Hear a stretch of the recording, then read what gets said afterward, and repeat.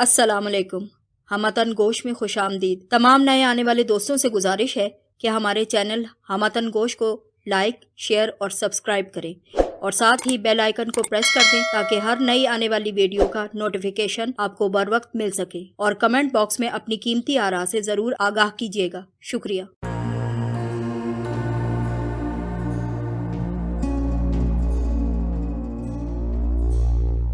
पेश खिदमत है तलाश किस्त नंबर 23।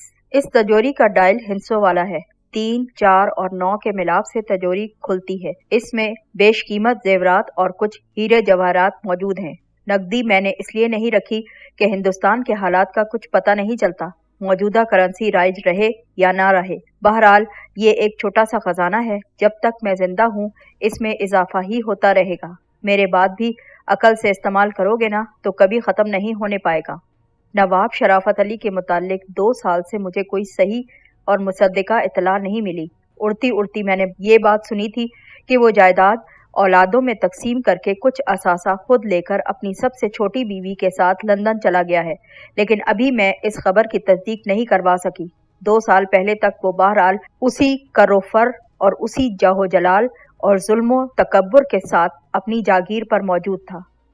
बहरहाल वो कहीं भी हो, इतना गैर अहम और आम शख्स तो है नहीं कि उसका सुराग लगाने में मुझे कोई दिक्कत पेश आ सके। इस ज़िम्न में वजाहत की ज़रूरत तो रही नहीं, लेकिन अपनी तसल्ली के लिए कहती चलूं कि मेरे इंतकाम की जद में नवाब, उसका ख़ानदान और उससे ताल्लुक़ रखने वाले हर फर्द का नाम आता है। मैं हर उस जी रूह को फना होते देखना चाहती हूँ जो नवाब से अपने ताल्लुक़ पर फ़ख्र महसूस करता है, उसके नाम से पहचाने जाने को दिलो जान से कबूल किए बैठा है। ऐसा हर जी रूह मेरा दुश्मन है और मैं उसके खून की प्यासी। अगर मैं अपनी जिंदगी में अपने ख्वाबों की तकमील ना भी देख सकी ना, तब भी इसी यकीन के साथ दुनिया से रुखसत हो जाऊंगी कि मैं तुम्हें यानी ऐसी हस्ती को दुनिया में छोड़े जा रही हूँ जो मुझे ना सही मेरी रूह को जरूर बेचैन और मुस्तरिब भटकते फिरने से जरूर बचा लेगा। अल्लाह हाफिज।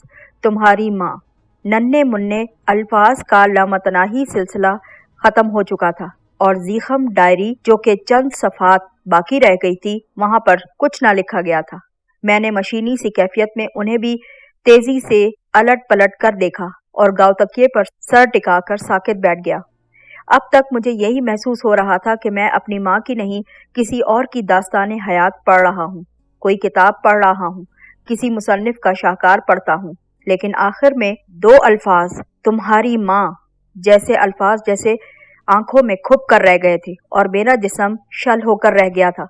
जिस्म का रेशा रेशा जैसे शदीद बर्फबारी में सुन्न होकर रह गया था। सिर्फ मेरी आंखों में शायद जिंदगी की हरारत बाकी थी और आंखों में जिगर खराश दास्तान के सारे किरदार घूमते नजर आ रहे थे, कहानी में अपना अपना हिस्सा अदा करते नजर आते थे और मैं गोया एक गैर मुताल्लिक फर्द की तरह एक कोने में खड़ा सब कुछ देख रहा था। इंसानी नफ्सियात की रूह से मेरी नस नस में आग लग जानी चाहिए थी, खून को आतिश सयाल बन जाना चाहिए था और रुआं रुआं शोला बन जाना चाहिए था, मगर ऐसा कुछ भी ना हुआ। मैं तो बर्फ की सिल बनकर रह गया था। जो कुछ मैंने पढ़ा था शायद वो इतना ही शर्मनाक था कि उसके तसव्वुर से मेरी तमाम हिस्सियात मर चुकी थी। शायद मेरी रूह परवास कर चुकी थी। शायद मैं आसमान और ज़मीन के दरमियान कहीं मौल्लिक था और ये सब कुछ मेरी रूह सोच रही थी। शायद बहुत देर बाद जाकर मेरी हिस्सियात धीरे धीरे जिंदा होती चली गईं। काफ़ी देर की जुदाई के बाद रूह मेरे जिस्म के खौल में लौट कर आ गई और मुंजमद लहू एक बार फिर धीरे धीरे गर्दिश करने लगा। शायद मैं आर्जी तौर पर मर गया था और अब धीरे धीरे दोबारा जिंदा किया जा रहा था। सबसे पहला एहसास मुझे अपने रुखसारों पर सरसराहट का हुआ। मैंने हाथ फेरा तो नमी कुछ ज्यादा ही महसूस हो रही थी। दरअसल मेरी आंखों से तेजी से आंसू बह रहे थे। मुझे अपने आप से बड़ी शर्म महसूस हुई। मैं रो रहा था। सारी जिंदगी मेरी माँ ने रोते गिड़गिड़ाते और फरियाद करते गुजार दी और अब मैं रो रहा था, जिसे वो बड़े मान से बहुत बड़ा बोझ सौंपकर कहीं दूर चली गई थी। मैंने आंसू पोंछ लिए तो जैसे आबशारों तले सोया हुआ कोई आतिशफिशा धीरे धीरे बेदार होने लगा। हर मसाम से जैसे आग फूटने लगी। आसाब खुश्क टहनियों की तरह जलने लगे और होशो हवास की दुनिया पर गहरा कसीफ धुआं छाने लगा। मेरा जी चाहा कि आतिशे बर्दोश बगोले की तरह तेजी से उठूं और राह में आने वाली हर चीज को भस्म करता चला जाऊं, हर जी रूह को खाकस्तर कर दूं। मैं गैर इरादी तौर पर बिस्तर से उठ भी गया।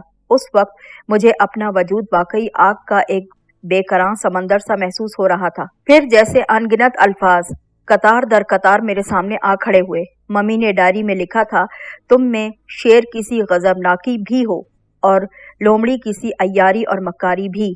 तुम्हारा इश्ताल और गैज़ो गजब पहाड़ों का सीना चाक करके रख दे और जहां मसलहत का तकाजा हो वहां तुम्हारी सर्द मिजाजी हिमालय के बर्फपोश पहाड़ों की यख बस्तगी को भी मात कर दे। और एक जगह उन्होंने लिखा था, जोश से ज्यादा होश से काम लेना। मुझे एहसास था कि मम्मी के इरादों के मुताबिक तो मेरी तरबियत मुकम्मल नहीं हो सकी, लेकिन अगर मैं उनके बताए हुए असूलों पर चलूं तो तरबियत की ये कमी भी पूरी हो सकती है और वो नाजुक मिशन भी पूरा किया जा सकता है जिसे मैंने दिलो जान से अपने जिम्मे ले लिया था।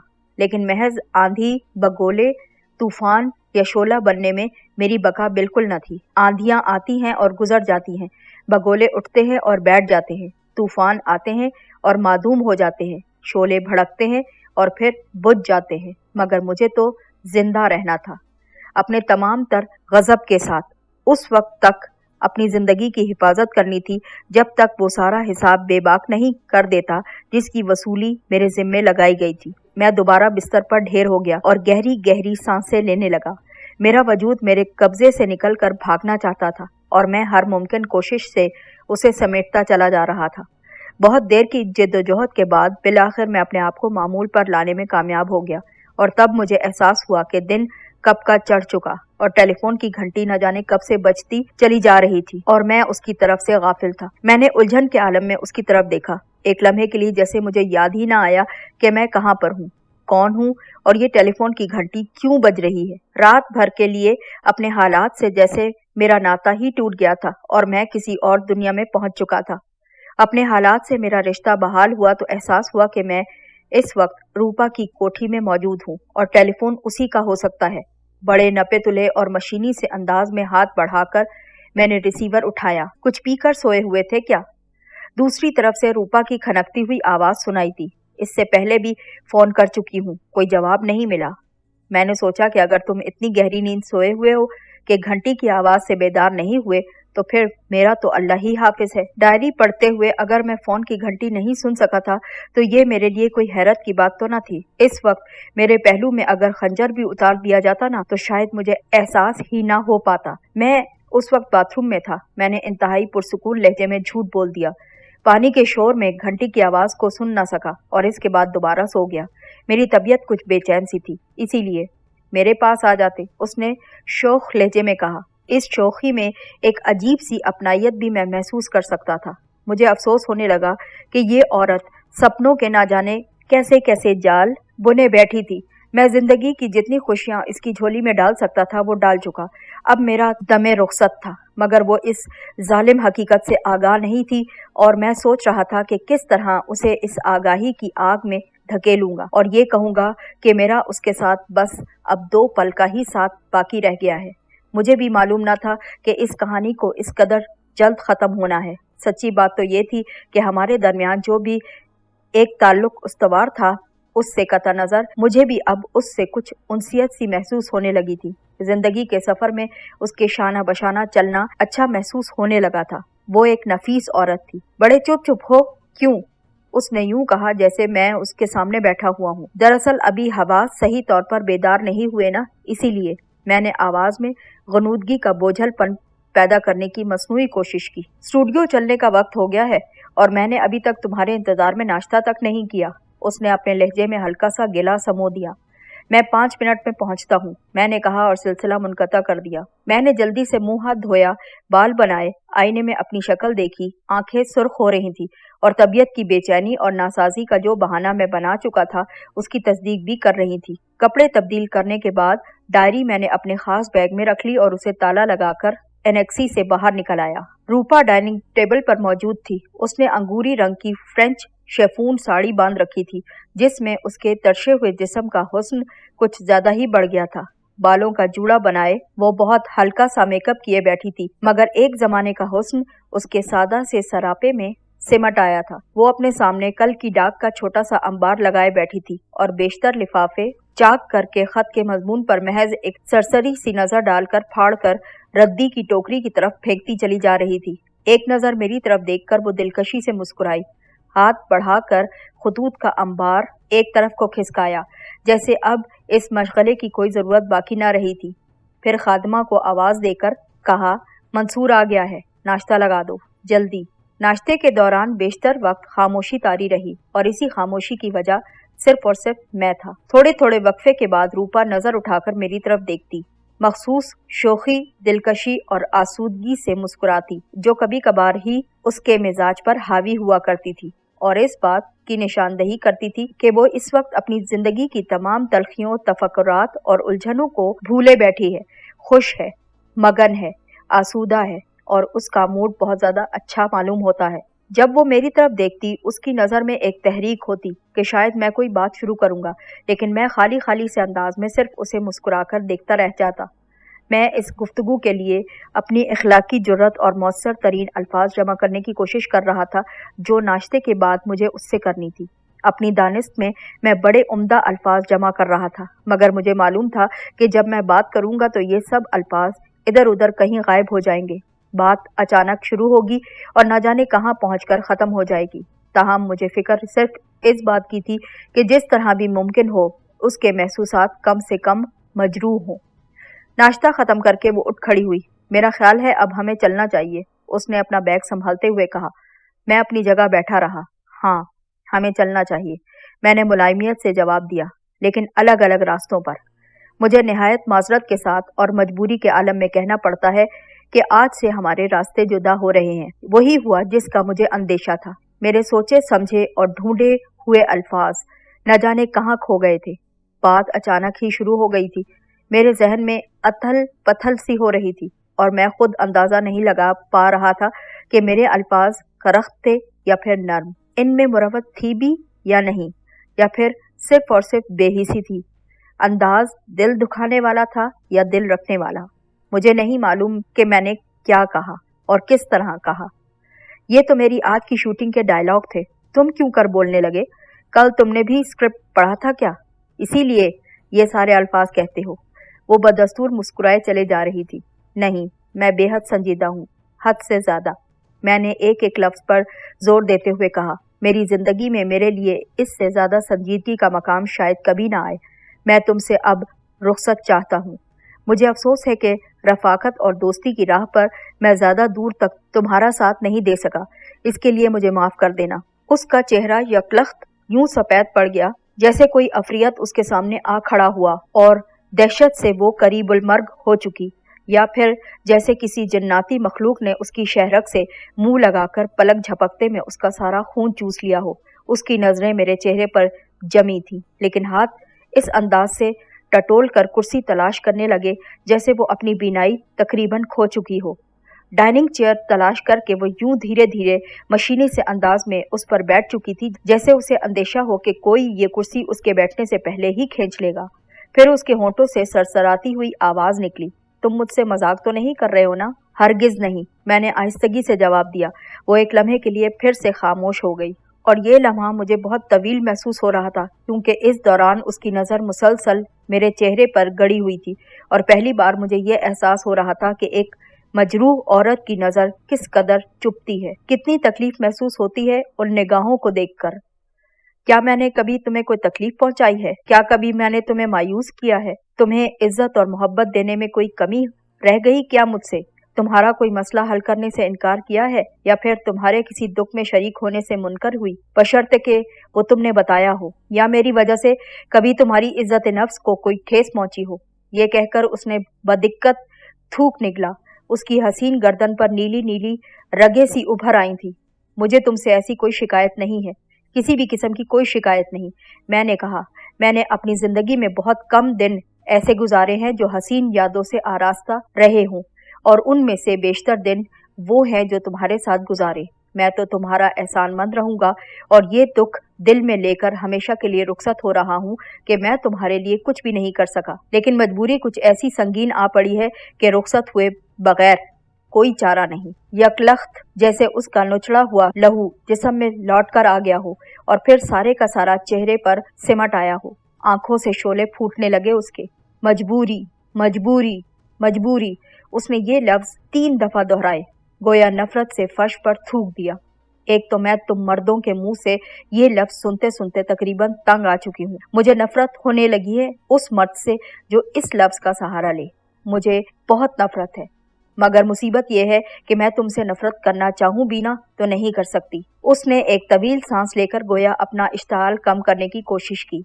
बहरहाल तुम इन घटिया अल्फाज को छोड़ो और सीधी तरह वो वजह बता दो जो तुम्हें मुझसे दूर लेकर जा रही है। मैं नहीं बता सकता, नहीं बता सकता ना, कह दिया, मैंने फैसलाकुल लहजे में कहा। एक लम्हे के लिए मुझे ऐसा ही लगा जैसे मैं जज्बात और महसूसात को अपने वजूद से निकाल फेंकने में कामयाब हो चुका हूँ, लेकिन अपने सीधे साधे, सच्चे और बिला तमहीद अल्फाज का जो रद्द-ए-अमल रूपा के चेहरे पर मैंने देख लिया, उसने अंदर ही अंदर मुझे तकरीबन हिला कर रख दिया और मुझे अंदाजा हुआ कि शायद मेरी फितरत बदलने का अमल तो शुरू हो चुका है, मगर कम अज कम रूपा के मामले में नहीं। बेलौस मोहब्बत और बेगर्ज खुलूस एक ऐसी ताकत है कि दिल को लाख पत्थर कर लीजिए मगर ये उस पर असर किए बगैर नहीं रहेगी। ठीक है, रूपा ने गोया अनगिनत आंसू पीकर कहा, मैं इस खुशफहमी में थी कि तुम्हारी जात से मुतालिक शायद कोई बात ऐसी नहीं होगी जिसके बारे में मैं पूछूं और तुम मुझे बता ना सको। मेरी ये खुशफहमी भी दूर हो गई। अब अगर कोई हर्ज ना हो तो क्या ये बता सकते हो कि तुम जा कहाँ रहे हो? ये सही तौर पर मुझे भी नहीं मालूम। मेरे ख्याल में मेरा ये जवाब किसी किस्म की दरोह गोई या मसलहत आमेजी की पैदावार बिल्कुल नहीं, मगर मैंने रूपा की आंखों में बेयकीनी के साए देख लिए थे। ताहम अपनी बात जारी रखते हुए कहने लगा, रूपा, मुझे समझो, मैं तुम्हारे पास पैसे के लालच में नहीं आया था। तुम्हारी शख्सियत के शहर में गिरफ्तार होकर और तुम्हारी पेशकश के अंदाज से मुतासिर होकर यहाँ चला आया था और अब जा रहा हूँ। अब जाता हूँ तो एक इंतहाई अशद जरूरत के तहत जाता हूँ। मैं ज्यादा वजाहतों की जरूरत नहीं समझता। तुम्हें शायद मुझ पर एतबार आए या ना आए, और अगर नहीं आता ना तो मुझ पर एतबार कर लो, जरूर कर लो, वरना मुझे एक खुदगर्ज और आम इंसान ही समझकर जाने दो। वैसे ही खुदगर्ज और आम इंसानों में से एक समझ लो जो तुम्हें जिंदगी के किसी न किसी मोड़ पर मिलते रहते हैं। मैं तुम्हें सिर्फ इतना बता सकता हूँ कि इंतहाई गैर मुतवक्को तौर पर मेरी जिंदगी का एक अजीब बाब शुरू हो चुका है। एक अजीब सफर मुझे दरपेश है जिसमें ना तो मुझे रास्तों का इल्म है और ना ही ये मालूम है कि मेरी मंजिल कहाँ होगी। बहरहाल ये यकीन रखो कि अगर मैं जिंदा सलामत रहा तो एक बार तुम्हारे पास जरूर आऊंगा और हो सका तो हम अपनी रफाकत के नए दौर का आगाज भी करेंगे। मेरे लहजे की मुलायमियत और अल्फाज में इखलास की खुशबू ने उसकी आंखों में दहकती हुई खुदसाख्ता नफरत को बहुत ज्यादा कम कर दिया था। उसके चेहरे पर नरमी आ गई और रुखसार जो लहू की गर्मी से गोया लौ देने के लिए तैयार थे, एतदाल पर आ चुके थे। चंद लम्हे वो मेरी आंखों में झांकती रही जैसे मेरे अज़ाइम पढ़ने की कोशिश में लगी हो। फिर धीरे से बोली, मैंने जिंदगी में कभी अपने आप को इतना तन्हा महसूस नहीं किया जितना तुम्हारे जाने के तसव्वुर से ही महसूस करती हूँ। क्या ऐसा नहीं हो सकता कि तुम जहाँ भी जाते हो मुझे भी साथ ले चलो? अगर जरूरी हो तो मैं तुम्हारी हमराही के एवज अपनी मौजूदा जिंदगी की आसाइशें, शोहरत और दौलत, सब चीजों को खैराबाद कह दूंगी। इस किस्म के सीन मैंने फिल्मों में ही किए थे और इस किस्म के डायलॉग मैंने हमेशा फिल्मों में बोले हैं, मगर आज मुझे महसूस होता है कि हर इंसान की जिंदगी में कोई ना कोई मोड़ ऐसा जरूर आता है जहां पर उसे ये सब कुछ कहना पड़ता है, जब हर जुम्बिश, हर लफ्ज और हर अंदाज फिल्मी सा लगता है। बहरहाल मैं जो कुछ कह रही हूँ पूरी संजीदगी से कहती हूँ, ये किसी फिल्म के मकालमे नहीं। बोलो, अब क्या कहते हो तुम? वो आंखों में हजारों उम्मीदें लिए मेरी तरफ बहुत गौर से देख रही थी। मैंने बड़े ठंडे दिल से चंद लम्हे गौर किया और फैसलाकुल लहजे में बोला, नहीं, एक औरत की रफाकत से मेरे लिए बहुत ज्यादा उलझने पैदा हो जाएंगी। तुम्हारे वजूद के साथ मेरा एक कमजोर पहलू सामने आएगा और मैं कोई कमजोर पहलू लेकर कहीं नहीं जाना चाहता। क्या तुम हुकूमत बरतानिया का तख्ता उलटने विलायत जाते हो? दफतन उसने बड़े मीठे लेकिन दर हकीकत जहर में बुझे लहजे में मुझसे पूछना चाहा। तुम यही समझ लो, मैंने इस तंज पर कोई रद्द-ए-अमल जाहिर करने की जरूरत बिल्कुल महसूस ना की। ठीक है मिस्टर मंसूर मुगल, उसने गहरी सांस लेकर कहा और गोया पांव पटक कर उठकर खड़ी हो गई। अगर तुम फैसला कर ही चुके हो कि हमारी राहें अब जुदा हो चुकी हैं, तब भी तुम्हें अपना सफर कुछ अरसे के लिए मुलतवी करना पड़ेगा। याद है तुमने मेरी हिफाजत का वादा किया था। अब मेरी हिफाजत की जमानत दिए बगैर तुम कहीं नहीं जा सकते। मेरे नामालूम दुश्मनों को खत्म करके चले जाओ या फिर उन्हें कानून के हवाले करने के बाद यहाँ से रुखसत तलब करो। अगर तुमने इससे पहले जाने की कोशिश की तो। उसने जानबूझकर जुमला अधूरा छोड़ दिया और अपना हैंड बैग खोल दिया। एक छोटा सा चपटा और चांदी की तरह चमकीला पिस्तौल निकाला और उसकी नाल अपनी कनपट्टी पर रख ली। तो मैं अपने आप को जरूर हलाक कर डालूंगी। अगर तुम ये पिस्तौल मुझसे छीन लोगे तो मैं कुछ खा लूंगी। अब तुम मुझे किसी कोठरी में कैद तो करने से रहे। अगर मैंने अपने आप को हलाक कर लिया तो मेरा खून तुम्हारी गर्दन पर होगा और कयामत के दिन तो मालूम नहीं मैं तुम्हारा गिरबान पकड़ सकूं या नहीं। इसलिए दुनिया ही में कोई ऐसा बंदोबस्त करके चली जाऊंगी कि मेरी मौत के जिम्मेदार तुम ही ठहराए जाओगे हमेशा के लिए। अब बोलो क्या कहते हो इस सिलसिले में? तो यूं कहो कि दर हकीकत तुम्हें अपनी जान की फिक्र है ना? मैंने सपाट लहजे में कहा। मैं बहरहाल तंज करना नहीं चाहता था, यही समझ लो। उसने बिल्कुल उसी लहजे में कहा जिस तरह चंद लम्हे पहले मैंने उससे बात की थी। मैं सोचकर जवाब दूंगा, इस सिलसिले में मैं अभी कुछ नहीं कह सकता। मैंने बिलाखिर उसे जवाब दिया, फिलहाल मैं तुम्हारे साथ स्टूडियो चलता हूँ। ड्राइविंग के दौरान भी मेरा जहन सोचों में उलझा रहा। मैंने इंतहाई गैर जज्बाती होकर सोचने की मश्क शुरू कर दी थी और आगाज ही से मैं उसमें काफी हद तक कामयाब भी हो चुका था। जैसे ही किसी बात पर गौर करते हुए मेरे कानों की लौ हरारत सी महसूस करने लगती थी या पेशानी में कोई रग सी फड़कने लगती थी, मैं उसी बात पर ध्यान देने लगता था। मैं फौरन अपना ध्यान हटा लेता या फिर अपने आप को तेजी से सरजनिश भी करने लगता था। खबरदार मंसूर, खबरदार, तुम फिल्मों या किस्से कहानियों के हीरो नहीं हो। तुम्हारे पास थोड़ी सी गैर मामूली सलाहियतें जरूर हैं, लेकिन बदमाशी के इस अखाड़े में जिसका नाम दुनिया है, तुम्हारी इन सलाहियतों की कोई अहमियत नहीं है। यहाँ पर यहाँ बड़े से बड़ा मगरमच्छ पड़ा है जो तुम जैसी मछलियों को पलटने का मौका दिए बगैर तेजी से हड़प कर सकता है। उन मगरमच्छों पर गालिब आना है तो बाल बराबर फासला तय करते वक्त भी आंखें खुली रखनी है और जज्बातियत का खाना अपने दिल से निकाल दूर फेंकना है। जब मैंने इस फॉर्मूले पर अमल करते हुए सोचा तो मुझे रूपा से अपनी कुछ देर पहले की गुफ्तगू बड़ी बेजवाब सी महसूस होने लगी थी। आखिर मैं यूं मुंह उठाकर कहाँ जाना चाहता था और क्या करना चाहता था? मैंने सोचा मुझे कोई लायामल बनाकर चलना चाहिए था ना, और इसके लिए वक्त दरकार था। इस दौरान रूपा से वाबस्ता रहने में कोई हर्ज भी न था और इसी दौरान किसी तदबीर से अगर जल्द अज जल्द रूपा के दुश्मनों पर भी हाथ डाला जा सकता तो ये भी बेहतर था। उनसे निपटने के बाद बहरहाल मैं रूपा की तरफ से बेफिक्र होकर कहीं भी निकल सकता था और इसके लिए बहरहाल मुझे अपने दिल में कोई नरम गोशा रखना था। हाँ, मैं कितना ही गैर जज्बाती होकर सोचता, मुझे ये सब कुछ करना था। उसे मैं कम अज कम नागहानी और दूसरों की मुसल्लत करदा मौत में गिरफ्तार छोड़कर कहीं नहीं जाना चाहता था।